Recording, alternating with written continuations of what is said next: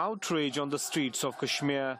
Hundreds of protesters have marched through the streets to condemn the Saudi execution of top Shia cleric Sheikh Namr Baqir al-Namr. The protests were held after Friday prayers across the Himalayan valley. The demonstrators demanded the release of Sheikh Namr's nephew, Ali Muhammad al-Namr, and other anti-regime activists who are facing crucifixion.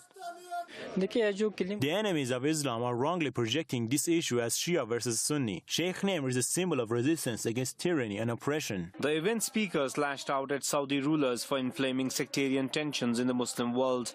They said the kingdom is acting at the behest of imperialist powers who want to create dissension among Muslims. The Saudi regime is now planning to execute Sheikh Namr's nephew. He's been brutally tortured by the authorities. His execution will be another brazen violation of international law and Islamic values. Amnesty International has also urged Riyadh to stop execution of anti-regime activists, including Ali Namr.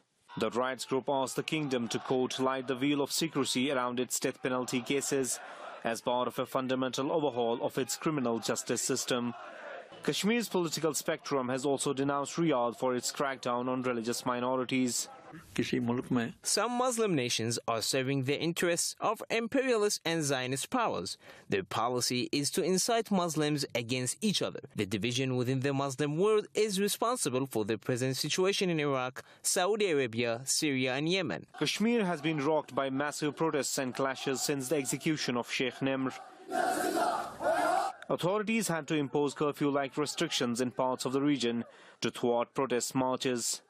The execution of Sheikh Namr Baqir al-Namr continues to draw international condemnation. Kashmiris denounced the execution as a blatant violation of human rights and demanded immediate release of his nephew and other activists facing execution in Riyadh.